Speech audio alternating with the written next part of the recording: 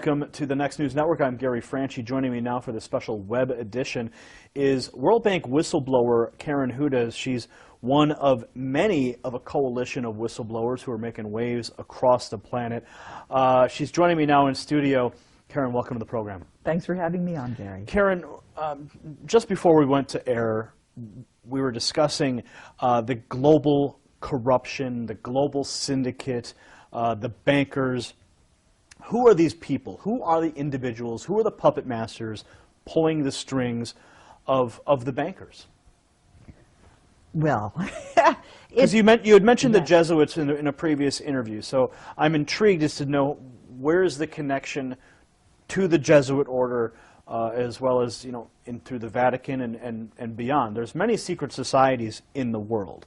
Many people speak of the Illuminati and the Masonic orders, the Order of the Garter, many of these super elite organizations that operate in secrecy. So I know I've named a few already, but if you could help us elaborate on these points, who are the people pulling the strings? Well, do you remember when there were ghettos and you had something called a Judenrat that were the ones that would draw up the lists of the Jews that were going to get exported the next day? Do you remember how that system worked? Well, it was a little before my time, but history would dictate what happened in those ghettos. So elaborate, These were traitors to their people who were helping because they thought they were going to save themselves. That's maybe why they did that, but it doesn't matter what their motives were. They were doing the work against their people. Now, think of this as an elaboration on a larger scale, and what we're dealing with actually is humanity and the elite, the secret societies, the Vatican. They're traitors to humanity, because the one at the very core that's pulling the strings is a different species. They're not the human race. They're called Homo capensis. They have been on Earth together with humanity for before this ice age. And the reason I know about this is because I was trying to help out a movie producer who couldn't get his movie. It was called The Banksters Made Off with America, Edmund Drille. And he introduced me to his network of whistleblowers. One of the people in that network is a neurologist who went to Yale Medical School and was retired, and he was trying to find out what was at the very core of all of this corruption. And so you mentioned this species, an additional species of humans, or no, they're not humans. They are so distinct from humans that if they were to mate with humans, their offspring would not be fertile. Now, are you speaking of the biblical Nephilim is an entity that people have discussed and tried to understand for millennia, and that is the race of offspring of humans and the fallen angels from. No, these are not angels. These are not spiritual. Well, the Nephilim themselves were the offspring of the fallen angels and humanity. Is this the same species? They are not fallen angels. Mm-hmm. They are critters. People who I am getting emails from saw them the day before. They look just like human beings, except they have these big skulls. And that is why in the Vatican you see these crazy meters, is what they're called. And that's why the very first Jew, Moses, wore one of those things, because he was one of those Homo capensis as well. We have DNA samples of them. And the reason we know this is because it was in the papyri of one of the pyramids. I found this out from from the internet. But what is really remarkable, actually, is that we have had so much evidence, and we haven't had any studies into it. If you look at the archaeology, there is a civilization off the coast because the sea level has risen by 400 meters. But what do we know about this ancient pre-Ice Age civilization? We do have a map that's left over from there because it shows the coastline of Antarctica before the ice froze on it. And it's following that landmass perfectly. So what we have is we have evidence. There's also evidence in South Africa. There are a lot of these skulls that you find. And what You're speaking of the elongated skulls that have been found in graves, and even some of the skeletons found with these are in fact giant people.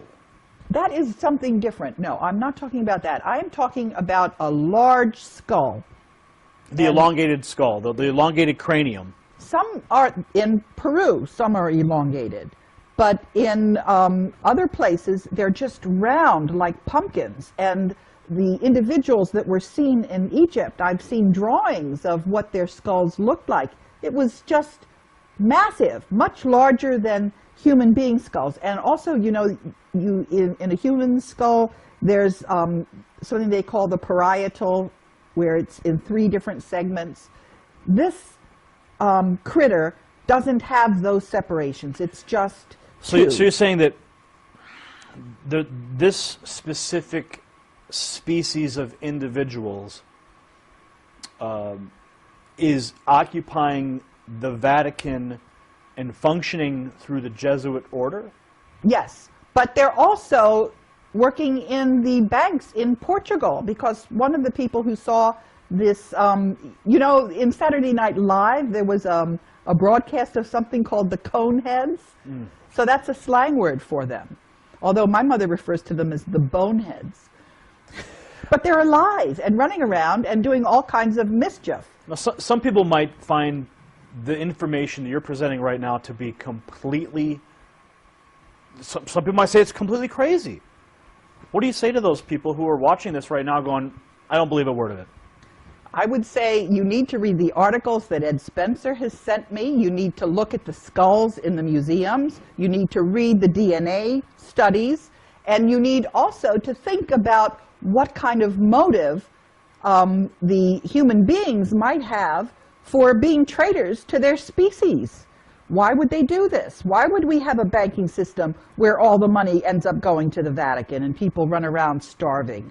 Why would we have, for example, if you look at what the actual teachings of Jesus Christ were, as opposed to when you had translations and various things happened and got put in there. And as some of the whistleblowers have been discussing this, information, articles on Homo capensis have disappeared from the internet. They've been taken down. And other critics who, I don't know why they're getting all the coverage they are, and they've been getting features in Wikipedia. Let me talk a little bit about Wikipedia. Sure, okay? Sure. I had an experience with Wikipedia because I got involved in trying to edit the biography on Robert Zoellick, who was the World Bank president. Mm-hmm. And I was trying to explain to people that the United States had lost the gentleman's agreement, which you could demonstrate. You could see, I couldn't get that into Wikipedia. They were clearly being controlled by this group that that is controlling all the capital markets. So do you think that these same people were preventing your Wikipedia edits? Yes, and what I'm trying to say is that this person who was attacking the information on Homo capensis had a big, long article featuring her on Wikipedia. So I know who Wikipedia is. I know whose interests Wikipedia serves. And when somebody who's just starting out gets a big write-up, I know what that really means. So what does it mean? It means that there is manipulation of information. It means that people are given exposure and credentials that they haven't earned. You know, some people have said, I obviously have to be a disinformation expert because I'm getting press coverage. I can show you all of the effort that I took to get exposure and for people to vet my story. And that's there. I'm simply getting exposure. What do you say to those people who would call you a disinformation agent who has been putting out information to confuse people or to misdirect people, people that might even leave comments in the video section below and say, she's actually a World Bank agent provocateur. How do you address that question? What I say is that if you look at what it is, don't look at me, don't criticize me, look at what I'm saying, see if I have anything to back it up, if I have documentation for it. But one of the other criticisms I get is that I couldn't be alive. If I were for real, I wouldn't have made it this far. And the answer that I have to that is I say, I have always been working in a team of whistleblowers. If something happened to me, it was just going to blow up what I was trying to uncover, because I was talking about a cover-up of corruption. I didn't have a document, any one document I needed to reveal. I was pointing to a whole system of cover-up. I was pointing to the fact that the media was not telling the story the way it deserved to be told. They had an agenda. They had a hidden, secret agenda. As I've said, the whistleblowers are like Toto in The Wizard of Oz, pulling the curtain back. And people are now seeing the wizard, which is this corrupt group. And they're also seeing that the mainstream media is projecting onto a screen their propaganda, which is not reality. What you get in the mainstream media has a hidden secret agenda. It wouldn't be there if people whose interests are behind that cabal is what they're called. So on the internet now, anyone can publish any documents, anyone can publish any website to establish a historical record. How do we know the information that you've been receiving is actually authentic? I mean, the birth certificate of the President of the United States has been in question for so many years. Even when it was released, the most recent official one was released, they found multiple layers in the birth certificate. So what's to say that information that you've been receiving hasn't been doctored by another agency or another entity to provide you with information that could misdirect? Because if they see perhaps that you're out there speaking these things, that people are going to believe you because of what you say, but they may be feeding you wrong information. Is there any possibility that could be true? Well, as for the storyline that I have, I can give a very detailed chronology showing at any given stage what I was revealing, who I was revealing it to. It's very compelling. That's not something that can be doctored. That is absolutely, it's just, it's there for anybody to read. And so that's, if anybody is saying, am I for real? Yeah, I'm for real. Now, am I doing a good enough job on the information that I'm getting from other whistleblowers? Sometimes I'm doing a lousy job. So I got snookered on a story about a planet that was Nibiru. I got really snookered. And what was really interesting there, I learned a lot, was I tried to correct the information.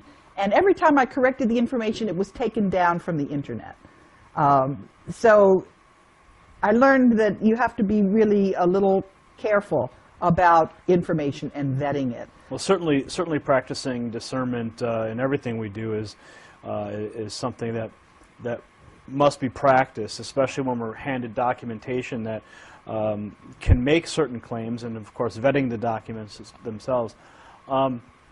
So back to the topic at hand, and the global cabal of puppet masters who are pulling the strings of the international elite and the banksters. I had mentioned the Illuminati and the Masons, and I mentioned the Order of the Garter and these super secret organizations. But you take it all back to the Vatican. You take it all right back to those this species of people. If I could provide a little bit of historical perspective for a moment, when the Illuminati was supposedly disbanded, some people believe that it just didn't disappear. It went underground, and it simply spread itself out. Would you say that the same is happening with this species of I would say, you say they're not human, but for lack of better words, I'll say they're a species of humans. Do you think that these individuals have peppered themselves through some of these organizations as well? What I know Or is it isolated simply to the Vatican? What I know is that when you get to be a 33rd degree Mason, and the Black Pope, and also the archaeologists, they all know that Moses was Akhenaten. And if you know that, then you know that Akhenaten had this huge skull, and his daughters had this huge skull. So I'm going to presume that they probably also know that there are individuals, and they're not humans. They do not have the same kind of DNA that we do. And I can tell you what I know about them. They're very mathematical. Their average intelligence is about 150. And they do not have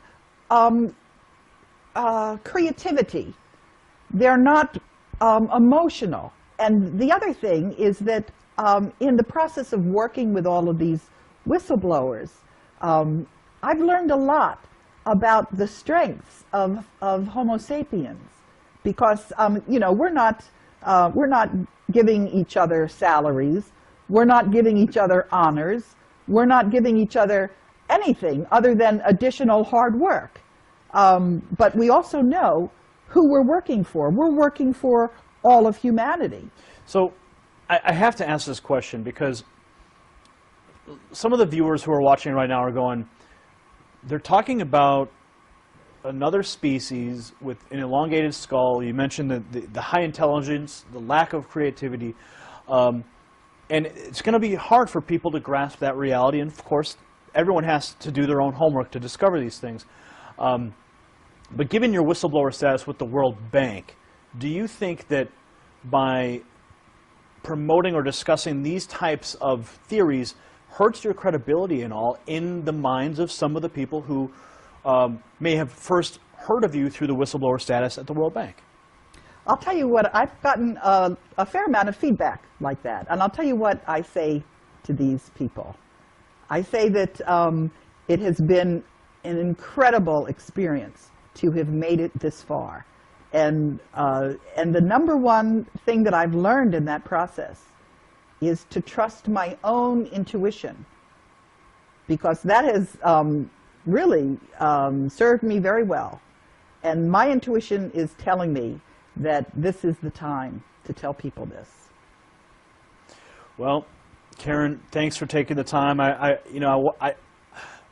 wanted to ask you some tough questions and have you here to discuss some of these hard facts, and I thank you for taking the time to sit down with me today. Thanks for having me. All right. Gary Franchi signing off for the Next News Network. That was Karen Hudes. She's a World Bank whistleblower. Karen, what's the website? My website is www.kahudes.net, but just Google me and you'll find all kinds of stuff. All right, you heard it here. Google Karen Hudes. You'll find out more. As always, research the facts for yourself. Discover. Discovery on your own is always going to be the best. And like Karen says, listen to your intuition.